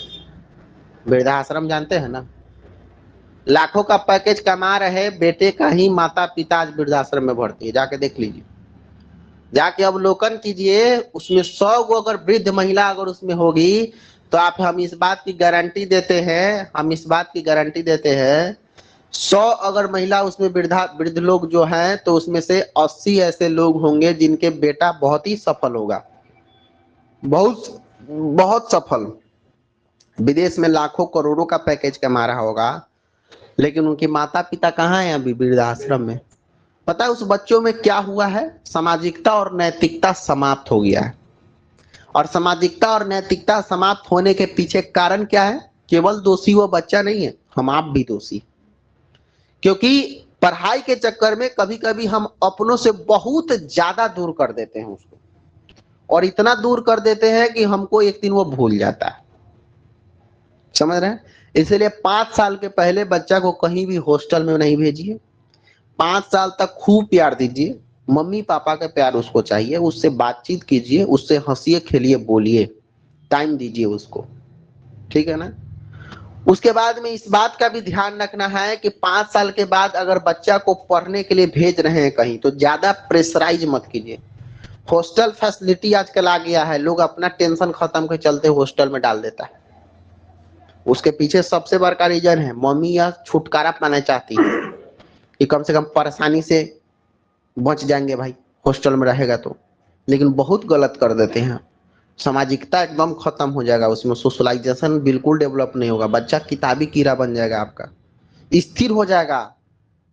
देखिए ना हॉस्टल में पढ़ने वाला 6 साल 7 साल के बच्चा को बहुत स्थिर हो जाएगा, चमक धमक रंगत उसका खत्म हो जाता है, समाप्त हो जाता है ना। इसीलिए अपने पास में, ठीक है, सबसे पहले तो 10 साल तक बच्चा को प्रेशराइज करना ही नहीं ज्यादा पढ़ने को, इतना ही पढ़ाना है जितना उसका मन करे, ज्यादा प्रेशराइजेशन करने की जरूरत नहीं है।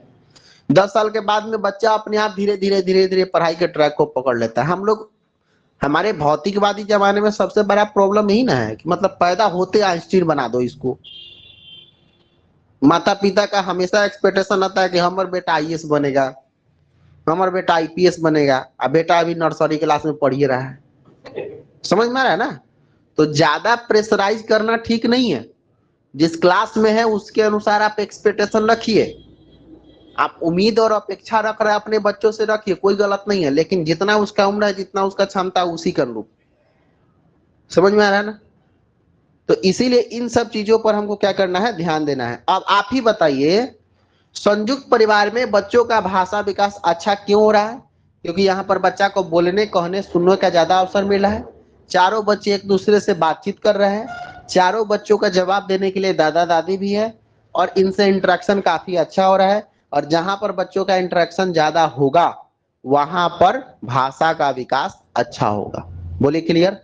अब हम आपसे एक सवाल करते हैं, जवाब दीजिएगा आप लोग। एक सवाल कर रहे हैं, आप लोग जवाब दीजिएगा। चलिए, सवाल यह है कि संयुक्त परिवार में बालकों का या बच्चों का भाषा विकास क्यों अच्छा होता है? ऑप्शन नंबर 1, क्योंकि इसमें परिवार के सदस्यों की संख्या ज्यादा होती है। ठीक है, ध्यान से सुनिएगा, क्वेश्चन सुने हैं ना, कि संयुक्त परिवार में बच्चों का भाषा विकास क्यों अच्छा होता है। ऑप्शन नंबर 1, क्योंकि क्योंकि संयुक्त परिवार में सदस्यों की संख्या ज्यादा होती है। ऑप्शन नंबर 2, क्योंकि संयुक्त परिवार में दादा दादी होते हैं। ऑप्शन नंबर 3, क्योंकि संयुक्त परिवार में चाचा चाची होते हैं। ऑप्शन नंबर 4, क्योंकि संयुक्त परिवार में बच्चों का बोलने का अवसर ज्यादा मिलता है। बताइए क्या होगा। हम्म, सही सही बोलिएगा, फिर से करें क्वेश्चन। ऑप्शन नंबर 1 था क्योंकि संयुक्त परिवार में दादा दादी होते हैं।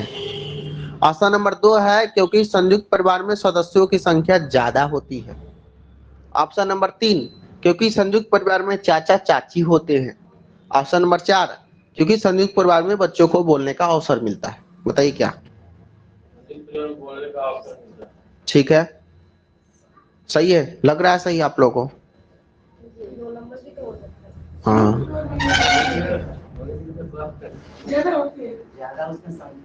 ज्यादा संख्या होता है। ठीक है, ये भी दिमाग में आ रहा है, सही बात, संयुक्त परिवार में तो ज्यादा सदस्यों की संख्या होता है, दादा दादी भी होते हैं। हाँ, समझ में आ रहा ना। हाँ, इसी को बोलते हैं सीटेट। अब सोचिए हम अपना मन से सवाल बोले तो आप लोग फंस गए, अब दिमाग में चल रहा है ना भाई। ऐसा तो आपको लग रहा हो कि यहाँ सदस्यों की संख्या ज्यादा होती ही है, दादा दादी भी होते हैं, अभी ना बताएं कि दादा दादी होते हैं, सदस्य की संख्या ज्यादा होता है। ये तो लग रहा है कि सब सही है, ज्यादा बोलने का अब इसी को बोलते हैं CTET. Option number A B C D. हमको इसमें 3 गो ऑप्शन आपके पास में हम ऐसा बोले हैं जिसमें आपको लगेगा ही नहीं कि हाँ यह नहीं होगा। सदस्यों की संख्या ज्यादा होती है, सबसे पहले अगर ये ऑप्शन कोई बच्चा देखता है तब बाकी ऑप्शन पढ़वे नहीं करेगा, सीधे रंग देगा, और सीधे रंग दिया मतलब गया। समझ में ना। सदस्यों की संख्या ज्यादा होती है, ये बात सही है, हम कहाँ कर रहे हैं गलत है, सही तो है, पॉजिटिव है ना। परिवार में दादा दादी होते हैं, सही बात है। सही बात है या सही आंसर ये होगा, दोनों में अंतर है, समझ में आया ना। सही बात है, बहुत सही हो सकता है, लेकिन सही आंसर क्या होगा भाई। 3 नंबर में हमने कहा कि इस परिवार में चाचा चाची होते हैं, यो बात सही है।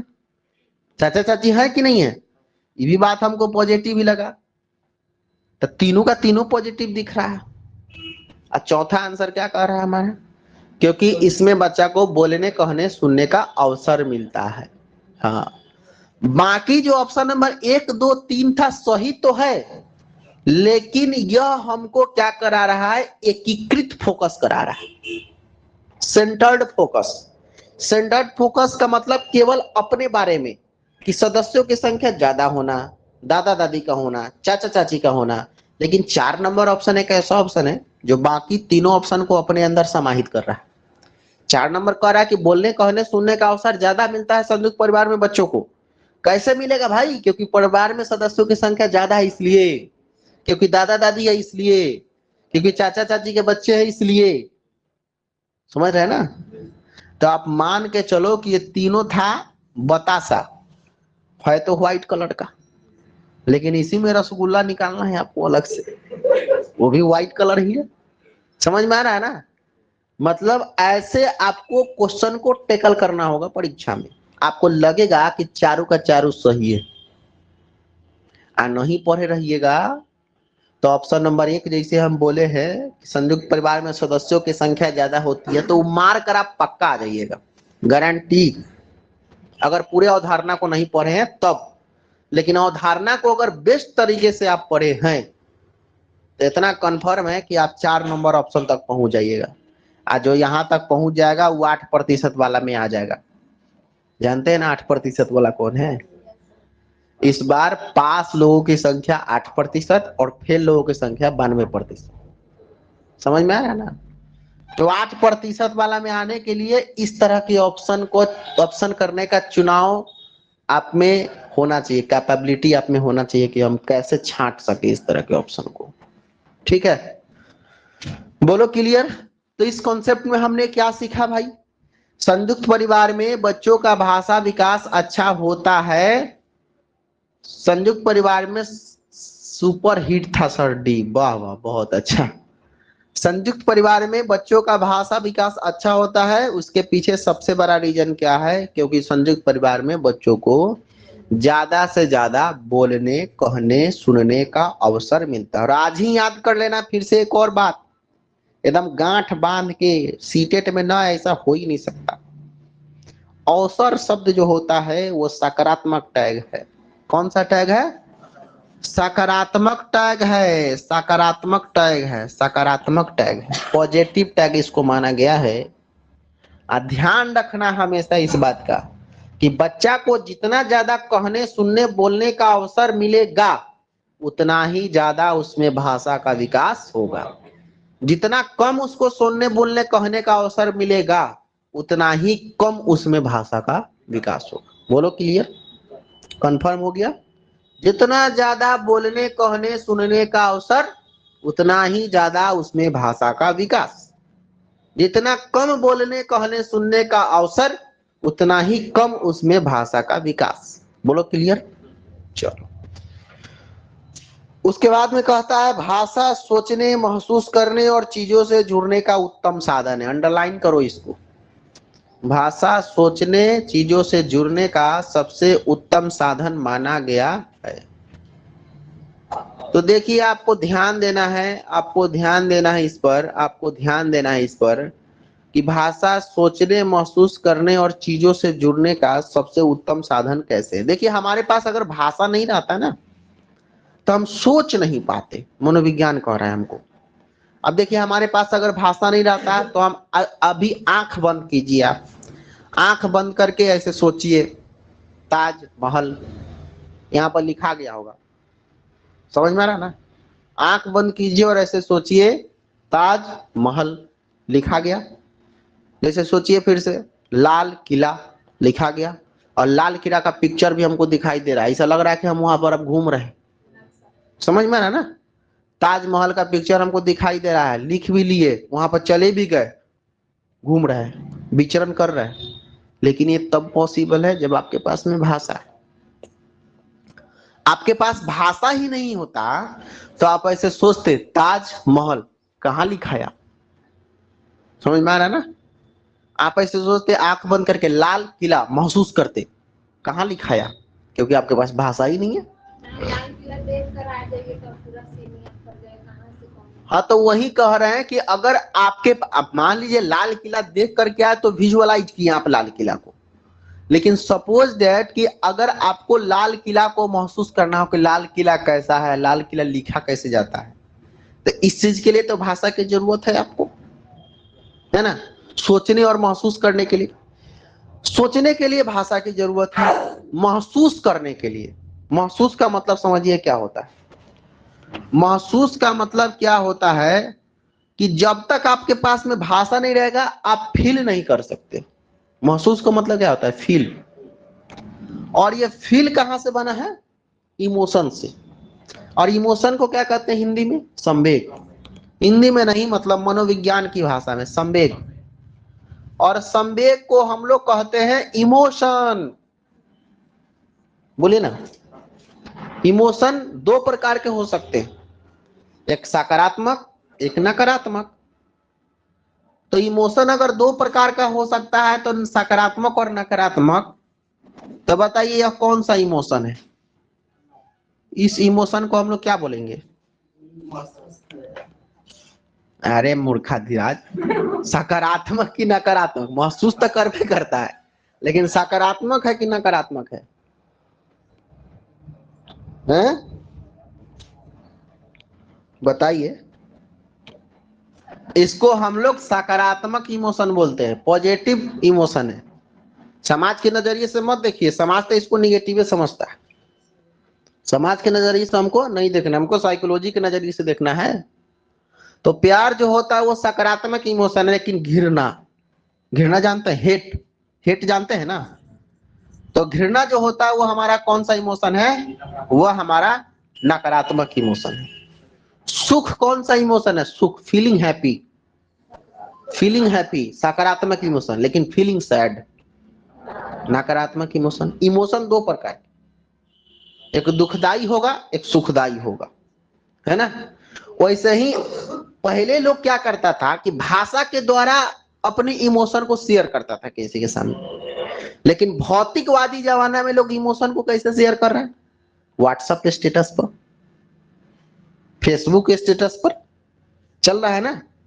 अगर कोई व्यक्ति बहुत ज्यादा सैड है तो उसका इमोजी पर अब चल रहा है, देखिए यही वाला इमोजी चल रहा है। अगर कोई व्यक्ति बहुत ज्यादा खुश है तो एकदम हंसता हुआ इमोजी को लगा रहा, समझ में आ रहा है ना? लेकिन आप मान कर चलिए कि भौतिकवादी जमाने में सोशल मीडिया पर आजकल हम लोग इमोशन को शेयर कर रहे हैं। अगर ऐसा वाला इमोजी आप लगा दीजिए अपने व्हाट्सएप स्टेटस में, 10 आदमी आपसे सवाल करना चालू कर देगा, व्हाट हैपेन, क्या हुआ भाई? करेगा ना, हम हैं बहुत खुश। लेकिन केवल इमोजी लगा दीजिए फीलिंग सैड वाला, और देखिए 50 आदमी आपसे यह सवाल करेगा कि क्या हुआ, व्हाट हैपेन। कोई बोलेगा कि तुम इतना खुश क्यों हो? कोई नहीं बोलेगा। एक इमोजी पर हमारे इमोशन को तुम समझ जा रहा है कि हम दुखी हैं, हम तो ऐसे ही लगा दिए, हम तो बहुत खुश है। समझ में आ रहा है ना? अगर हम बहुत ज्यादा दुखी हैं और हम हंसने वाला इमोजी अगर लगा देते हैं व्हाट्सएप स्टेटस पर, तो सब लोग हमसे फिर यह सवाल पूछेगा कि बड़ा खुश है, क्या बात है? लेकिन हैं बहुत पीड़ा में हम। तो आप समझिए इस भौतिकवादी जमाना में क्या हम राइट इमोशन की तरफ जा रहे हैं? ना, केवल दिखावा की तरफ जा रहे हैं, है ना? केवल दिखावा की तरफ जा रहे हैं हम। इमोजी लगाने से कोई हमारे सुख और दुख की पहचान कर ले रहा है, कैसे भाई? हम गलत इमोजी लगा दिए, हाँ बोलो। तो आप पहचान कर लिया हमारा सुख और दुख का, फीलिंग हैप्पी और फीलिंग सैड का? नहीं। पहले सोशल मीडिया जब हमारे पास नहीं था तो लोग भाषा के द्वारा हमको महसूस करते थे। परिवार के सदस्य एक साथ बैठ करके खाना खाते थे, और खाना खाने के क्रम में एक दूसरे से बातचीत को शेयर किया जाता था। क्या हुआ आज, क्यों परेशान हो, क्यों दुखी हो, अरे ठीक है कोई दिक्कत नहीं, हम लोग है ना, चिंता नहीं करना, हो जाएगा, कल चलते हैं ना, उसका सॉल्यूशन हो जाएगा, परेशान मत हो। लेकिन आजकल ऐसा चल रहा है क्या बताइएगा? सबसे बड़ी बात तो परिवार के साथ में खाना खाने का लोग को मौका ही नहीं मिल रहा है ना। अब मौका मिल भी रहा है तो लोग उसको जीना भी नहीं चाह रहा है, तो लोग उसको जीना भी नहीं चाह रहा। अगर किसी को मौका मिल रहा है तो उसको लोग जीना भी नहीं चाह रहा है, तो कैसे इमोशन शेयर होगा। लेकिन पहले क्या होता था, ज्वाइंट फैमिली होता, उसके पीछे सबसे बड़ा कारण है एकल परिवार का होना। क्योंकि समाज में भौतिकवादी जमाना में हम लोग एकल परिवार में जीना ज्यादा पसंद कर रहे हैं। अधिकांश महिलाओं का डिमांड है कि हम एकल परिवार में रहेंगे, हमारे अगल बगल में कोई नहीं रहना चाहिए। और इसके पीछे सबसे बड़ा कारण क्या है, आप अपना दुख खुद सहन कीजिए। क्या कि आप तो भगा दिए लोग को, तो आपका बात कौन सुनेगा। नहीं तो सुनाना चाहते हैं तो वही व्हाट्सएप पे स्टेटस लगाइए, फीलिंग सैड फीलिंग हैप्पी, यही ना चलेगा हो। अच्छा, हम जो भी बात बोले एकदम सार्वभौमिक सत्य है, यूनिवर्सल ट्रूथ है। लेकिन ज्वाइंट फैमिली में आप रहते ना 10-15 आदमी के बीच में, तो आप कितनों बार का दुख दुख में हैं, लेकिन एक दूसरे से जब शेयर करते तो हल्का हो जाते। समझ में आ रहा है। लेकिन एकल परिवार में आप रहते हैं तो वही चलेगा आपके, सोशल मीडिया आपका सहारा बनेगा, फीलिंग सैड फीलिंग हैप्पी करते रहिए, लेकिन आपके समस्या का समाधान नहीं होगा। सिर्फ लोग ये पूछेगा क्या हुआ। ज्वाइंट फैमिली में अभी भी लोग साथ में खाते अभी भी लोग साथ में, उसका फायदा है, सबसे बड़ा फायदा उसका यही है। ज्वाइंट फैमिली में खाना जब बन गया तो लोग कहता है कि चलिए खाना बन गया, 5-7 आदमी 10 आदमी बैठ गया, हैं, नाश्ता हो गया कुछ। है ना, 5-7-10 आदमी बैठ गया, आराम से खाना भी खा रहा है, बातचीत भी कर रहा है, यहाँ तुम्हारे जीवन में क्या चल रहा है अभी। वो एक अलग माहौल होता है, वो होना चाहिए। ज्वाइंट फैमिली में अगर आप रह रहे हो ना, सौभाग्यशाली हो आप, आपके बच्चे सौभाग्यशाली हैं, अच्छा परवरिश होता है बच्चा का। एकल परिवार हमारे जीवन के लिए उतना अच्छा नहीं है जितना हम लोग सोचते हैं। इसीलिए कोशिश कीजिए ज्वाइंट फैमिली में अपने बच्चों का परवरिश करने को, ठीक है। कभी कभी इंसान के जीवन में मजबूरियां भी कुछ चीज होता है, जैसे नौकरी की तलाश में, काम की तलाश में लोग अपने घर से दूर चला जाता है। सबको गलत आप नहीं कह सकते हैं, हम ये नहीं कह रहे कि हाँ जो शहर चला गया वो गलत ही हो गया। लेकिन हाँ कोशिश कीजिए कि अपने माता पिता को जहां आप रह रहे हैं वहीं पर साथ में रखें। कम से कम आपके बच्चों का परवरिश ठीक होगा उनके कारण में, ये भी चीज इंपॉर्टेंट है ना। जहां पर बहुत ज्यादा दिक्कत है वहां तो ना, बहुत माता पिता जो देहात गांव में रहते हैं वो लोग शहर में जाना भी पसंद नहीं करता है ना। लेकिन आप उनको समझाइएगा तो आपके लिए, आपके खुशी के लिए कुछ भी कर सकते हैं, इतना कन्फर्म है, ठीक है ना। तो लेकिन कोशिश कर, लेकिन यहाँ बात कोशिश का क्या है, लोग को पसंदे नहीं हो तो कोशिश कौन करे। समझ में आ रहा है ना।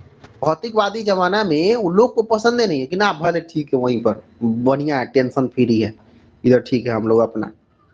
समझ में आ रहा है। तो ये होता है क्या बताइएगा, संयुक्त परिवार में बच्चों का भाषा विकास अच्छा होना। और जो भी बात हम बोले ये बनावटी नहीं है, ये एकदम आज हमारे समाज में ये सब चल रहा है, ठीक है ना।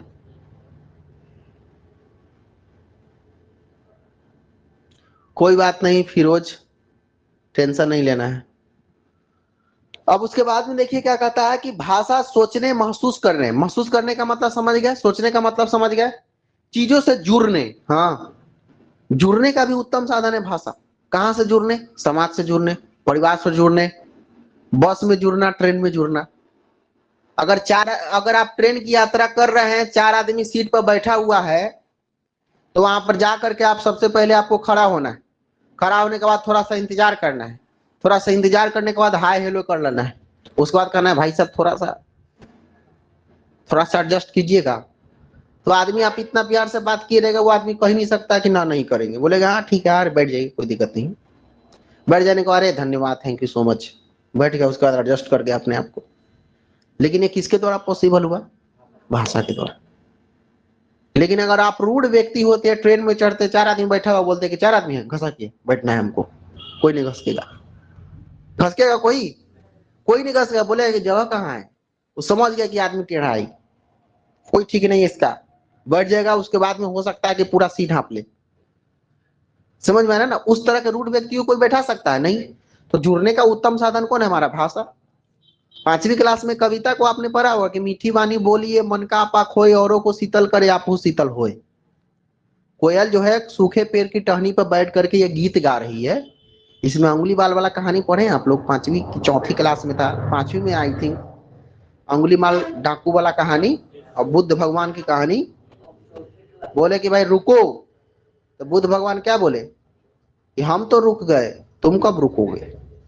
याद है ना, ये पॉइंट था उसी उसी क्लास में। ये कविता था कि मीठी वाणी बोलिए मन का आपा खोए, औरों को शीतल करे आपहु शीतल होए। कोयल पेड़ पर बैठकर यह गीत गा रही है। पूरा लागू हो रहा है इस पर कि अगर आपका भाषा और वाणी में शीतलता होगा तो आप कहीं भी अपने आप को एडजस्ट कर सकते हैं।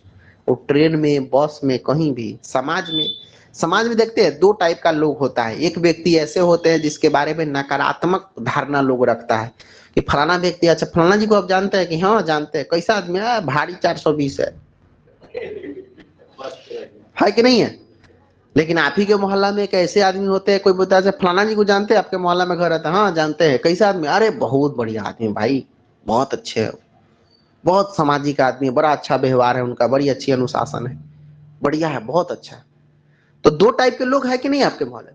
लेकिन जिसको आप अच्छा कह रहे हो उसके चेहरा पर लिखा हुआ क्या कि हम बहुत अच्छे हैं। अगर ऐसा होता तो सब लिखवा लेता। लेकिन कैसे आपने चुनाव किया कि वो अच्छे हैं, बताइए। उनके व्यवहार से, उनके भाषा से। तो व्यवहार में भाषा भी तो शामिल है, बोलिए ना। लेकिन जिनका चुनाव आपने किया कि वो 420 है, वो कैसे चुनाव किया आपने, व्यवहार से, भाषा से, उनके लैंग्वेज से ही समझ में आ गया। भाषा के माध्यम से दलाल पकड़ में आ जाए कि पक्का ही ब्रोकर है ना। आप भाषा के माध्यम से एक जेंटलमैन आपको पकड़ में आ जाए कि हाँ ये अच्छा कोई व्यक्ति लग रहा है। दलाल का बात सुनिएगा, उसका उसका जो विचार सुनिएगा, उसके विचार से, ब्रोकर जो नहीं होता है, जमीन का दलाली, गाड़ी का दलाली, अलग अलग टाइप का जो दलाली करने वाला व्यक्ति हो, उसके बात और लहजा से आपको समझ में आया कि पक्का दलाल। जमीन खरीदने जाइए, बोले कि बस कल इसके बगल में 15 फीट रोड निकल रहा है, आप रजिस्ट्री करिएगा, उसका कल ही ऊपर निकल जाएगा। कब रजिस्ट्री करेगा तो 22 मार्च को, बस 24 मार्च को यहां से निकल रहा है 15 फीट रोड, अभी नहीं है लेकिन आप लिखवाने के 3 दिन के बाद निकल जाएगा। एकदम भारी झूठ बोल रहा है वो, समझ में आ रहा है ना। उसके बाद से आपको समझ में आया कि हाँ ये पक्का ही झूठ बोल रहा है। जब उस दिन तक तुम निकलवा सकते हो तो फिर आज कल निकलवा दो, उसके बाद हम लिखवाएंगे। तो नहीं, आपके लिखाने के पहले रोड नहीं निकलेगा। आप जब लिखा लीजिएगा, आप पैसा दे दीजिएगा तब निकलेगा, लेकिन वो निकलेगा नहीं। समझ में आ रहा है ना। तो ये होता है, पर्सनालिटी जो होता है ना वो आपके प्रोफेशन से टैग करता है ना। तो इसीलिए इस चीज को भी दिमाग में रखना है कि भाई चीजों से जुड़ने का सबसे अच्छा साधन होता है हमारा भाषा। परिवार में भी 2 टाइप के आदमी होते हैं। एक ऐसे व्यक्ति होते हैं जिससे परिवार के पूरे सदस्य अपना विचार शेयर करते हैं, अपने बातों को शेयर करते हैं। लेकिन परिवार में एक ऐसे व्यक्ति भी होते हैं जिससे पूरा परिवार का लोग कोई भी अपना बात शेयर नहीं करता है उससे, क्योंकि जान गया है उसका स्वभाव, उसका विचार, उसका भाषा, समझ गया कि इसको कहेंगे तो पक्का ही बात है, छुपेगा नहीं, ये कह ही देगा किसी को। हमारे बात को आप समझ पा रहे हैं। तो इसलिए इस चीज को ध्यान रखना है कि सोचने, महसूस करने और चीजों से जुड़ने का उत्तम साधन है। फाइनली हम आपको समझाना ये चाह रहे हैं बाबू, देखो लेक्चर थोड़ा लंबा देते हैं, आप लोग बोर तो नहीं होते हो ना। लेक्चर थोड़ा लंबा देते हैं, इसके पीछे रीजन है क्योंकि चीजें बहुत दिन तक आपको याद रहेगा। नहीं तो शॉर्टकट में पढ़ाएंगे तो आज पढ़िएगा, हो सकता है परीक्षा तक गायब हो जाए। हम जो चीज आपको पढ़ा दे रहे हैं ना, वो इतना ज्यादा उसमें हम उदाहरण दे देते हैं कि आपके दिमाग में सेट हो जाए कि हाँ ये ऐसे होता है। मैं आपको इतना उदाहरण के द्वारा ये समझाना चाह रहा हूं कि अगर हमारे पास भाषा नहीं होता तो हम सोच नहीं पाते, अगर हमारे पास भाषा नहीं होता तो हम महसूस नहीं कर पाते, अगर हमारे पास भाषा नहीं होता तो हम चीजों से जुड़ नहीं पाते। जुड़ने का मतलब क्या समझे, न समाज में जुड़ पाते, न परिवार में जुड़ पाते। बोलिए क्लियर, समझ में आ रहा है। तो जुड़ने का सबसे अच्छा जो माध्यम हमारा हुआ वो हमारा कौन हुआ, भाषा हुआ। ठीक है, चलिए। उसके बाद में कह रहा है कि भाषा को सीखने के लिए संबंध भाषा का वातावरण होना चाहिए। अभी ना बताया है कि जैसा वातावरण बच्चा को आप दीजिएगा, जैसा वातावरण बच्चा को दीजिएगा, उसी के अनुरूप बच्चे में क्या होगा, भाषा का विकास होगा। सर जी बहुत अच्छा समझ में आ रहा है सर, आपका तरीका पढ़ाने का बहुत अच्छा होता है, कमजोर से कमजोर समझेगा। Thank you so much Firoz ji, है ना। तो ये हो गया हमारा कौन सा, सोचने और महसूस करने का उत्तम साधन, या फिर संबंध भाषा का वातावरण। हमारे कहने का मतलब ये हो गया कि जिस भाषा के वातावरण में बच्चा को तुम रख रहे हो, उसी के अनुरूप उसमें भाषा का विकास होगा। क्योंकि भाषा कैसी वस्तु है, सामाजिक वस्तु है। जैसा समाज मिलेगा उसी के अनुरूप उसमें भाषा का विकास होगा। बोलो क्लियर। भाषा के अध्ययन में उच्चारण की स्पष्टता है। हाँ, उच्चारण की स्पष्टता आप कैसे समझेंगे, एक टीचर होने के नाते, एक शिक्षक होने के नाते आप कैसे समझ पाएंगे कि किसी बच्चा में भाषा का विकास हुआ है कि नहीं। तो जितना ज्यादा वह शुद्ध उच्चारण कर रहा हो, जितना ज्यादा वह स्पष्ट उच्चारण कर रहा हो, तो शुद्ध और स्पष्ट उच्चारण के द्वारा ही हम समझते हैं कि उसमें भाषा का विकास हुआ है। जैसे एक 3 साल का बच्चा कलम को क्या कहता है, तलम, लोता को तोता, किताब को तिताब, है ना, साइकिल को थाइकिल कहता है ना। तो इसका मतलब क्या समझे आप, उसमें भाषा का विकास अभी नहीं हुआ है, इसीलिए वो ऐसे बोल रहा है। शुद्ध उच्चारण कर रहा है नहीं, स्पष्ट उच्चारण कर रहा है नहीं। लेकिन 25 साल के किसी व्यक्ति को आपने यह कहते हुए देखा है, किताब को तिताब, लोता को तोता, गिलास को दिलास कहते हुए देखे नहीं? देखे होंगे भाई, अपवाद वाला व्यक्ति को, जिसका बोली मीठा होता है। जिसका बोली मीठा होता है वो क्या करता है, इस तरह के भाषा को बोलता है, लेकिन वो अपवाद है, उसको आप सामान्य श्रेणी में नहीं रख सकते। जनरली आप सोचिए कि 25 साल के किसी व्यक्ति को ऐसा बोलते हुए देखे जैसे बच्चा बोलता है, नहीं। इसके पीछे रीजन क्या है, कारण क्या है, काहे नहीं बोल रहा है वो?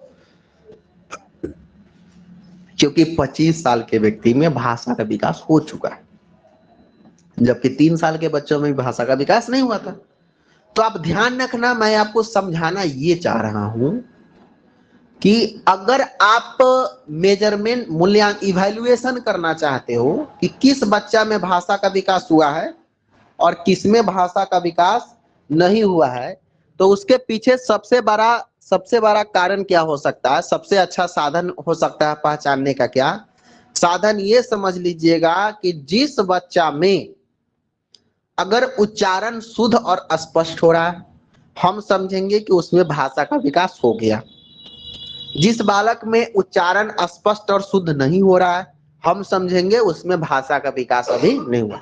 मतलब भाषा का विकास का जो पैमाना है वह इसी बात पर डिपेंड होना चाहिए कि बच्चा कितना शुद्ध और स्पष्ट अपने विचार को रख पा रहा है। ठीक है ना, बोलो क्लियर, समझ में आया? देखो तो सूरज कौन है, कोई होगा तो ऑफिस में बैठाइएगा, है ना। तो ये हो गया हमारा कौन सा, ये हो गया हमारा भाषा अध्ययन में उच्चारण की स्पष्टता। भाषा जीवन के प्रत्येक स्थिति की संपत्ति है। नेक्स्ट पॉइंट देखिए, प्रत्येक स्थिति की संपत्ति। हम आपको अभी बताया है ना कि बस हो, चाहे ट्रेन हो, चाहे जीवन का कोई भी सिचुएशन हो, हर एक सिचुएशन में हमको कौन काम देता है, भाषा। समाज में, परिवार में, कॉलेज में, कोचिंग में, रेलगाड़ी में, ट्रेन में, बस में, सब जगह कौन कौन काम देता है, भाषा। लोग हमको अच्छा कहेंगे किसके आधार पर, भाषा के आधार पर। लोग हमको बुरा कहेंगे किसके आधार पर, भाषा के आधार पर। बोलिए ना, हमारे व्यक्तित्व का आकलन किसके आधार पर होगा, भाषा के आधार पर होगा। हमारे व्यक्तित्व नकारात्मक है कि सकारात्मक, किसके आधार पर होगा, भाषा के आधार पर होगा। आपने ऐसा महसूस किया होगा कि किसी बच्चा को जब हम यह बात, किसी व्यक्ति से जब हम बातचीत करते हैं, कोई दूसरा व्यक्ति हमसे पूछता है कि बात किए उनसे, तो हाँ कैसा लगा आदमी, हाँ आदमी ठीक लगा, बात विचार से ही समझ में आ रहा था, बढ़िया आदमी। लेकिन बात करने के बाद 420 टाइप का आदमी समझ में आ जाएगा। बोला कि कैसा लगा, बात किए हैं, तो हाँ कैसा है, तो ना पूरा 420 लग रहा है, बातें समझ में आ गया। मतलब जैसा आपका भाषा होगा ना, वह भाषा का प्रभाव आपके पर्सनालिटी के ऊपर साफ साफ क्या होगा, दिखेगा, साफ साफ दिखेगा। बोले क्लियर, समझ में आ रहा है? भाषा की कक्षा में महत्वपूर्ण है कि भाषा की प्रश्न भूमि पर किसी को पीछे ना छोड़ा जाए। बड़ा इंपॉर्टेंट लाइन, इसको अंडरलाइन करो, बहुत इंपॉर्टेंट लाइन है, इसको अंडरलाइन करो। देखिए व्यक्तिगत विभिन्नता को समझना होगा सबसे पहले। इंडिविजुअल डिफरेंस, इंडिविजुअल डिफरेंस को क्या बोलते हैं हिंदी में बाबू? व्यक्तिगत विभिन्नता। तो पहले व्यक्तिगत विभिन्नता को समझना होगा कि व्हाट इज इंडिविजुअल डिफरेंस, व्यक्तिगत विभिन्नता आखिर होता क्या है। अब समझने का प्रयास कीजिएगा, अब समझने का प्रयास कीजिएगा। इंडिविजुअल डिफरेंस का मतलब ये होता है, कोई जानते हैं क्या व्यक्तिगत विभिन्नता? नए स्टूडेंट में से कोई, व्हाट इज इंडिविजुअल डिफरेंस? कोई जानते हैं? नहीं। इंडिविजुअल डिफरेंस का मतलब ये होता है कि दुनिया में कोई दो व्यक्ति एक जैसा नहीं हो सकता। सही बात है। लेकिन शकल मिलता हैं? शकल शकल मिलता है वो बात अलग हो गया। हम अपना भी हम शकल लेकर खड़ा कर देंगे यहाँ पर, आपको लगेगा कि यही आदमी है जो हमको पढ़ा रहा था, लेकिन जैसे ही वो लेक्चर देना स्टार्ट करेगा तब आपको लग जाएगा कि नहीं, दाल में काला है। समझ में आ रहा है ना? है ना? अब आप समझिए। अच्छा, ऐसा भी बात है, और हमारे हम शकल में बहुत सारा डिफरेंस है। मैं आपको 100 डिफरेंस गिना सकता हूं, लेकिन थोड़ा देर के लिए आपको लगेगा कि हाँ वही है, और दूसरा कोई नहीं हो, मेरा भाई है, उसको आप देख लीजिएगा तो आपको लगेगा कि वही है, 100 ही तो है। लेकिन जैसे वो बोलना चालू करेगा, उसका जो व्यवहार होगा, उसमें मेनी डिफरेंसेस आपको दिख जाएंगे कि ना ना ना ना, ये तो आदित्य सर नहीं है। समझ में आ रहा है ना? तो आप देखिए, ऐसे मत कहिए भाई, सरकारी शिक्षक है वो भी। हाँ, तो हमारे कहने का मतलब ये हो गया, इंडिविजुअल डिफरेंस जो होता है ना, व्यक्तिगत विभिन्नता जिसको हम लोग कहते हैं, व्यक्तिगत विभिन्नता को हम लोग बोलते हैं इंडिविजुअल डिफरेंस। दुनिया में दो व्यक्ति एक जैसा नहीं हो सकता। महेंद्र सिंह धोनी पूरे दुनिया में एक ही है। MS धोनी को जानते हैं, क्रिकेटर, अच्छे बल्लेबाज। सचिन तेंदुलकर को जानते होंगे, महान सचिन तेंदुलकर। पूरे दुनिया में कितना है? एक है। सलमान खान को तो सब जानता होगा, पूरे दुनिया में कितना सलमान खान? एक।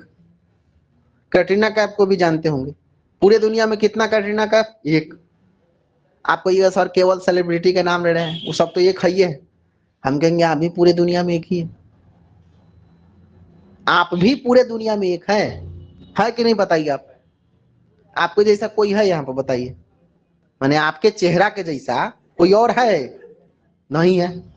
यहाँ पर क्या, पूरा दुनिया में पृथ्वी पर खोज लीजिए, आपके जैसा कोई है ये नहीं। पूरे पृथ्वी की बात कर रहे हैं हम, आपके जैसा कोई नहीं है।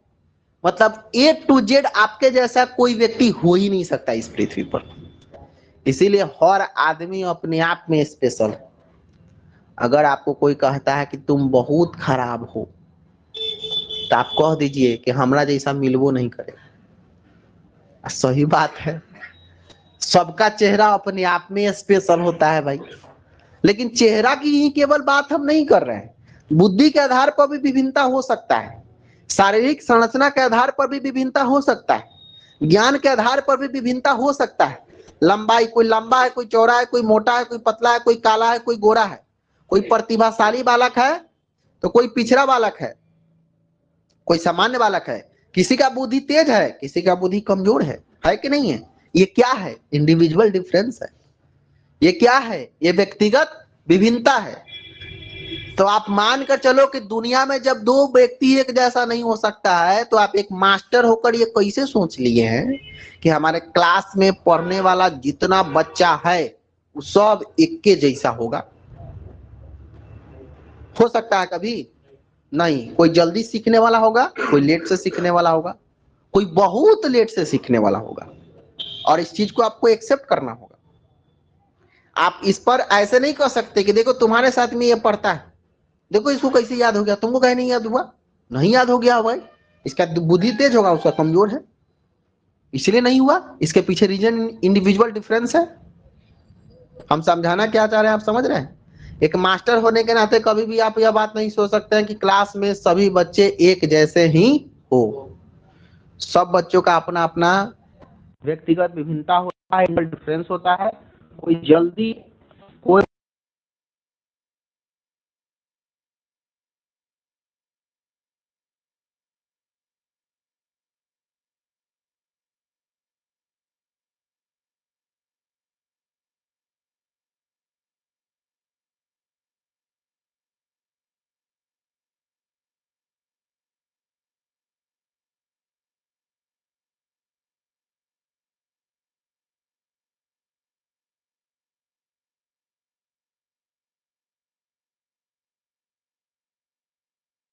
तो हम ये आपको समझाना चाह रहे थे कि जब दुनिया में दो व्यक्ति एक जैसा नहीं, तो आपके क्लास में भी एक व्यक्ति दो बच्चे एक जैसे नहीं हो सकते हैं। तो मास्टर होने के नाते हर तरह के बच्चा को आपको स्वीकारना है, चाहे वो तेज हो, प्रतिभाशाली हो, समान हो, ठीक है, क्योंकि व्यक्तिगत विभिन्नता दुनिया में पाया जाता है। तो आज हम लोग बहुत सारे चीज पर डिस्कस कर दिए, बहुत सारे महत्वपूर्ण तथ्य पर, अर्जन पर, अधिगम पर, सब पर चर्चा हुई है। फिर कल आइए, फिर कल हम लोग आगे बढ़ेंगे, है ना। बाकी कल के क्लास में हम लोग देखते हैं। बहुत बहुत धन्यवाद, थैंक यू सो मच। मिलते हैं अगले क्लास में। आज सुनिए, अभी क्वेश्चन उश्चन के लिए ज्यादा परेशान मत होइए कि सर क्वेश्चन नहीं बन रहा है, ये नहीं हो रहा है, वो नहीं हो रहा, ज्यादा टेंशन नहीं लेना है। मैं आपको थ्योरी पहले करा दे रहा हूँ, उसके बाद क्वेश्चन अपने आप बनना चालू हो जाएगा, ठीक है। पहले थ्योरी पढ़ लीजिएगा। नोट्स किनको किनको नहीं मिला है? कोई नए छात्र हैं क्या, नए स्टूडेंट्स? आप नए छात्र हैं? अच्छा, आप भी ले लीजिए, आइए। और कल से क्लास रेगुलर कीजिएगा, ठीक है ना। क्लास अब्सेंट नहीं कीजिएगा, क्लास अब्सेंट नहीं कीजिएगा, क्लास अब्सेंट नहीं कीजिएगा। नोट्स हम ग्रुप में अभी डाल दे रहे हैं, ऑनलाइन वालों के लिए ग्रुप में अभी हम डाल दे रहे हैं। अभी जस्ट मैं पीडीएफ डाल दे रहा हूँ, ठीक है बाबू। ओके, कल वाली क्लास में फिर से मिलते हैं। क्लास अच्छा लग रहा हो तो अपने दोस्तों को थोड़ा सा यह बात शेयर कीजिए और संख्या थोड़ा सा बढ़ाइए। आप लोग उतना ही पर संख्या रोके हुए हैं, ठीक है ना।